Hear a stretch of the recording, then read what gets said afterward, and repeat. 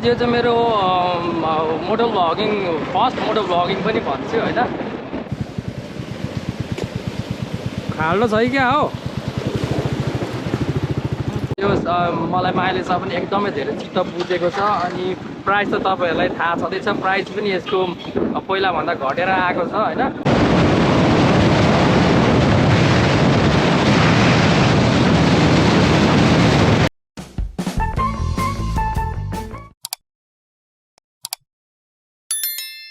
Hello what's up and welcome back to my channel again. So आज चाहिँ म तपाईहरुलाई चाहिँ हैन राइडमा गएर देखाउँछु है। सो आजको हाम्रो यात्रा चाहिँ बराहाचेत्रसम्मको हुन्छ। सो तपाईहरुलाई चाहिँ मैले यो बाइक किनेको पनि 1 मन्थ भयो हैन। के कसो हुन्छ तपाईहरुलाई म आज यसको रिभ्यूहरु पनि देखाउँछु है त। अनि प्लस राइडमा गएर तपाईहरुलाई बराहाचेत्र पनि पुर्याउँछु। सो गाइज यो चाहिँ मेरो मोटो भ्लगिङ फर्स्ट मोटो भ्लगिङ पनि भन्छु हैन। अरे गधा हो कि घोडा हो, खच्चड हो कि हो। सो ओभरअल मैले 1 मन्थ भयो हैन किनेको चाहिँ। अनि त्यो 1 मन्थ भरिमा चाहिँ मैले 875 किलोमिटरसम्म कुदाइसकेको छु। सो अनि मैले फर्स्ट सर्भिसिङ पनि गरिसकेको छु। सो यसको माइलेज भन्नु पर्दाखेरि चाहिँ तपाईलाई 35 देखि 40 सम्म दिन्छ हाइवेमा हैन। सो मैले मेरो एस्टिमेट मेरो राइडिङ एक्सपिरियन्समा। सो अनि मैले चाहिँ यो किन्दाखेरि चाहिँ मैले मोडिफाई चाहिँ गरिनँ यो बाइकलाई। मैले मोडिफाई गरिनँ किनकि यो यतिकै क्लासिक लुक यतिकै राम्रो छ हैन। त्यो साउन्डहरू ठुल्ठुलो साइलेन्सर हालेर हैन, त्यो छरछिमेकीको शराबहरू बेउ गर्नुभन्दा त गाली खानुभन्दा त हैन ट्राफिकहरूले पक्रिनु भएको बरु जे छ त्यसमै यो गर्छ। सो यतिकै चाहिँ बरु जे होस् मलाई यतिकै ठिक लागेको छ यो बाइक चाहिँ। अनि जे होस् मलाई माइलेज पनि एकदमै धेरै चित्त बुझेको छ। अनि प्राइस त तपाईहरुलाई थाहा छँदैछ, प्राइस पनि यसको पहिला भन्दा घटेर आएको छ हैन। सो 1.5 लाख रुपियाँ नै माइनस भएर आएको छ। सो तपाईहरुले ढुक्कले तपाईहरुले लिन सक्नुहुन्छ। सो यसको डिफ्रेन्ट कलरहरू पनि एभाइलेबल छ। मलाई चाहिँ एकदम राम्रो लाग्यो हैन।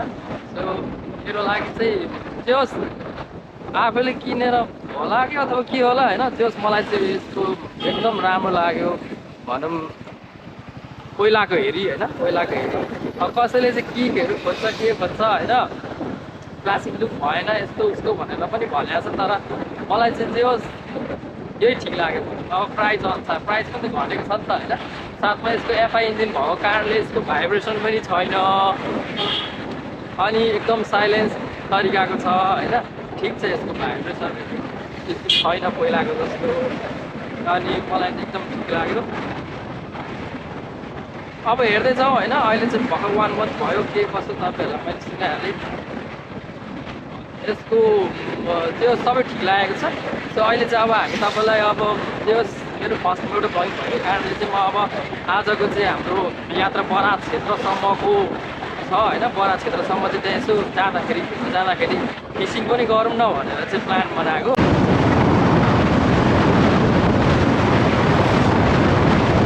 सो धेरैजना चाहिँ कन्फ्युज हुनुभएको थियो यसको प्राइसमा के कति छ ब्रदर, साथमा बाइक किन्दा के आउँछ भनेर पनि तपाईहरुले प्रश्न सोध्नु भएको थियो हैन।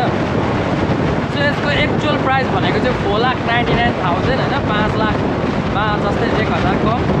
र तपाईले त्यसमा चाहिँ मेरो चाहिँ के कस्तो भयो भन्दाखेरि चाहिँ मैले चाहिँ 520 तिर्नु पर्यो। किनभने मैले यो हेडलाइटको यो कभरहरूदेखि लिएर यो लेग गार्डको उयोहरूदेखि लिएर हैन, लेग गार्डको रोपहरू, हिटसिल्डहरू, अनि इन्जिन गार्डहरू, अनि हेलमेट प्लस बाइक कभर गरेर चाहिँ मैले 520 तिरेको।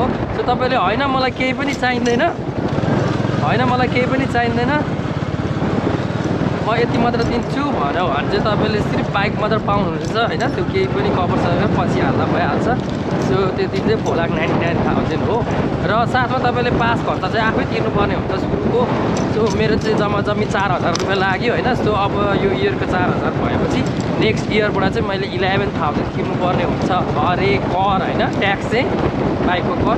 किनकि यो 350 माथि भएको कारणले चाहिँ मैले चाहिँ 11,000 तिर्नुपर्छ अरे, प्लस इन्सुरेन्ससँग गरेर 13,000 समथिङ तिर्नुपर्छ। सो अहिले चाहिँ मैले इन्सुरेन्सको 4,000 मात्रै तिरेँ हैन, थर्ड पार्टी इन्सुरेन्स गरेर। सो त्यही हो। अफ रोडमा चाहिँ यो बाइकले सबै पानी यता खुट्टातिर फ्याल्दो रहेछ है। त्यो चाहिँ अलिक मलाई ठिक लागेन। त्यो हिलो पानीहरू चाहिँ सबै यो खुट्टातिर आउँदो रहेछ क्या। अलिकति स्पिड कुदायो भने चाहिँ अलिकति बिस्तारै नै कुदाउनु पर्ने रहेछ त्यहाँ चाहिँ एकमा।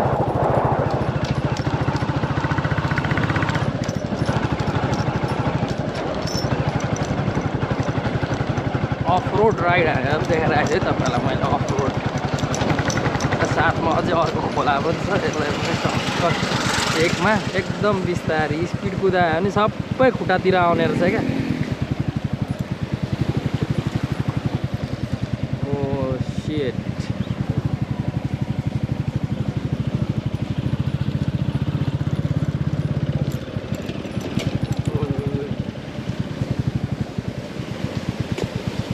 खाल्डो छ क्या हो?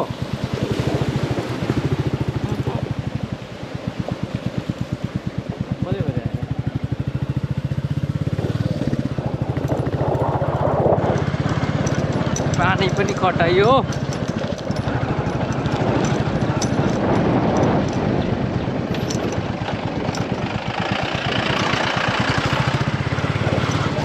चक्रघटी अनि बराक्षेत्र छुट्टिने बाटो आइपुग्यौँ होइन।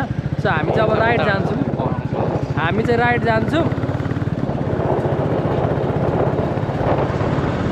सो यहाँबाट चाहिँ अब केही मिनट बाँकी छ है त हाम्रो डेस्टिनेसन पुग्नलाई, बराक्षेत्र। सो तपाईँहरूलाई म चाहिँ यहाँ स्पिड कुदाएर देखाउँछु कतिसम्म कुदाउँछ।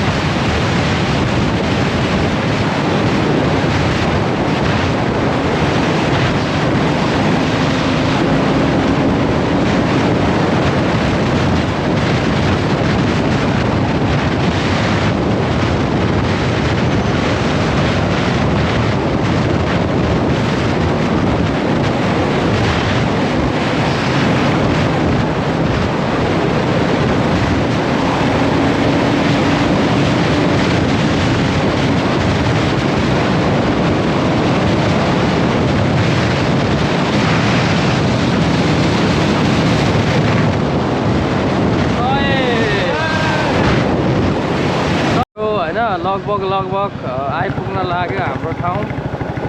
यहाँको भिडपाखाहरू पहिला नै होइन, एकचोटि सुरुमा म साइकल जाँदाखेरि बराक्षेत्र जाँदाखेरि चाहिँ साइकलमा आउँदाखेरि यो यस्तो बाटो बनिएको थिएन।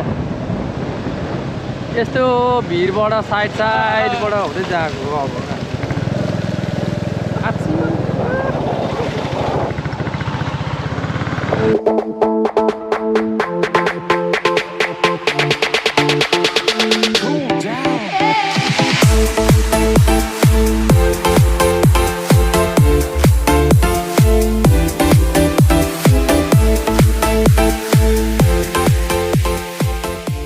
खोला बढेको रहेछ अहिले है। यत्रो ठुलो खोला बढेको रहेछ। अहिले चाहिँ हामी बराक्षेत्र आएको छौँ। बराक्षेत्रको यो पुल यहीँदेखि चाहिँ हाम्रो काठमाडौँ गाईघाट हुँदै जस गाईघाट अनि के अरे सिलगढी होइन सिन्धुली गाईघाट सिन्धुली हुँदै काठमाडौँ जाने बाटो चाहिँ यही हो होइन। सो यहाँ चाहिँ अहिले हाम्रो यो सप्तकोशी खोला यहीँदेखि त केसी ब्यारेकसम्म जान्छ। लास्टै ठुलो बढेको रहेछ। फिसिङ गर्ने त भन्यो है। तपाईँले यहाँको भ्यूहरू देख्न सक्नुहुन्छ। हेलो भन्दै त guys. Hello. So this is new royal Enfield classic 350 रिबर्न होइन। सो मैले चाहिँ अस्ति यो टक्क यसको कभर चाहिँ यो चाहिँ 1000मा हालेको होइन। यहाँ चाहिँ कोरिन्छ भनेर सेफ्टीको लागि हाल्दै कतिको राम्रो छ। खोलाको अलिकति साइडमा चाहिँ हामी माछा मार्छौँ होइन। लियानले लगौँ त लगो कहाँ भित्रबाट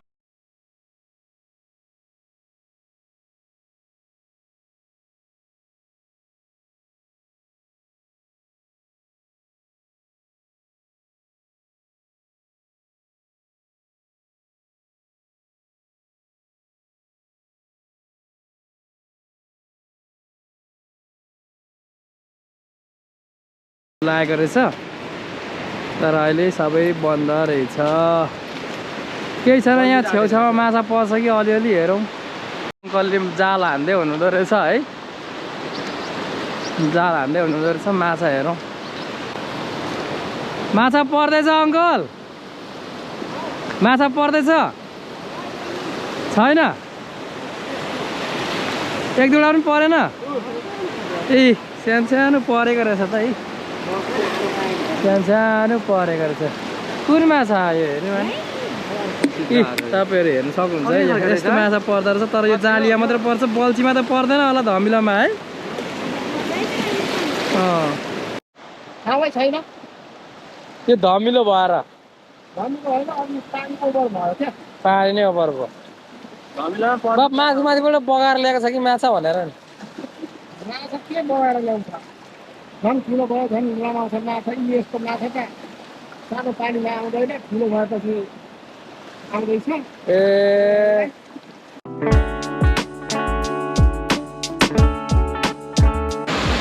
मेरो बल्छी तयार भइसक्यो होइन अब हेरौँ यहाँ माछा कतिको पर्छ बाबाले हुन्थ्यो लेट्स गो माछा परेन है यत्रो उयो गर्यो मलाई बराहाchetra आएर अनि माछा पोलेर कस्तो लाग्यो त अनि माछा पोलेर अरे माछा मारेर कस्तो लाग्यो एउटा पनि परेन एउटा पनि परेन यस्तै भयो है अब केही छैन अर्को पालि आउनुपर्छ अहिले हामी अफ सिजनमा आयौँ नि त होइन अर्को पालि चाहिँ दामी पार्नुपर्छ हामी अब धरान फर्किने होइन फेरि अहिले चाहिँ हामी यही बराहाchetraको बाटोमा छौँ सो अहिले चाहिँ मेरो यहाँ रिजर्भमा लागेको छ यसको चाहिँ एकदम राम्रो यो पहिलाकोमा देखाउँदैन थियो फिल्म मिटरहरूदेखि लिएर रिजर्भहरूदेखि लिएर भने यसपालि चाहिँ देखाउँछ यहाँ है तपाईँहरू देख्न सक्नुहुन्छ अहिले चाहिँ म रिजर्भमा छु तेल सकिएको रहेछ सो राम्रो छ यसले रिजर्भमा के कस्तो छ कति छ भनेर पनि यहाँ थाहा पाइहाल्नुहुन्छ इको भनेर होइन सो अहिले चाहिँ अब हामी एकछिन खाजा खान्छौँ यहाँ कतैतिर उत्रेर अनि त्यस पछाडि चाहिँ हामी धरान फर्किन्छौँ है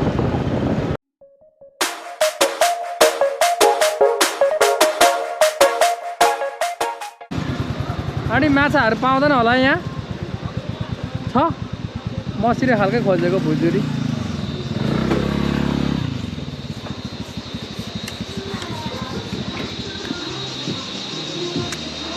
दामी भिड रहेछ है हाम्रो चाहिँ यहाँ अघि पक्रेको माछा भनेर त नभन्नु होइन यो जस अब उयसमा नमारे पनि होइन बल्छीमा नपरे पनि हामीले चाहिँ यहाँ छेउको कोसीमा चाहिँ तपाईँहरूले यस्तो खालको माछा खान सक्नुहुन्छ सानो खालको भुजुरी माछा त्यो मिठो मिठो हुन्छ उयो चटपटे होइन सो अब यो खायौँ यो खाएर त्यसपछि घर लाग्ने हो है त